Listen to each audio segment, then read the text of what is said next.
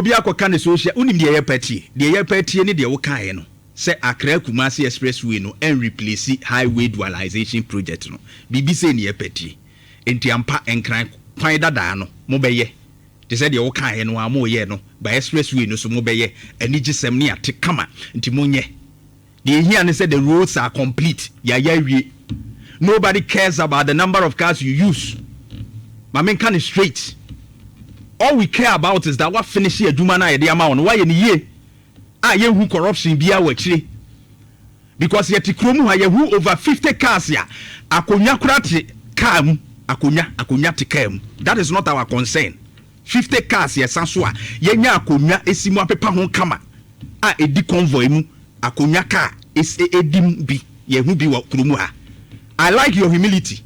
Se oba abonti be chirechire mu o se wono nkrofo kwa mo de 7 cars pe na eko ba mo beduru ba bia mo kote se oba Ashanti regional minister de ne car coordinating director beka ho MP no wo area wo kono so beka wo mu nyina beka nti anya hwe no benya be 10 people abeka wo mu nyina de wo cars be 10 cars na beka wo de nti manfo hu ni sa cars ni nyina anya wo de a ewo mu de ahombrase ya explain de ye those things are not necessary de hia na adwuma na abeye no Ejuma na abaye no forget about sa ensem no mu gine chire keka we need the work to be done.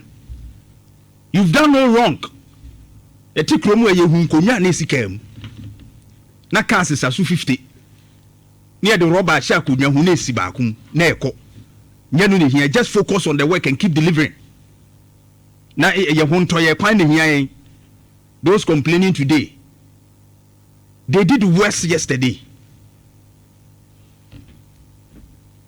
I mean, I'm particularly happy about the dualization. Kumasi Accra route dada no ase still na mo be na timi amakwan mu atre no.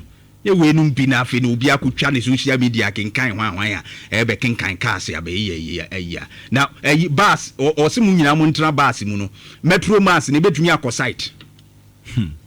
Mo ko fa metro mass na VIP e betumi awura forest wo monitoring. Sa site na ya mo ko no. Mu nyina mu gu bus ne betumi awura ho. Sometimes obi no sorry no work can nsem just be focused. Minister Gavin Saboda and do your work. Na convoy asem ni here. Focus and deliver. That's my words for you. You are doing a fantastic job. Continue. Na ye adwuma no. Mama Henrietta Efia Kunedu PRO for KMA.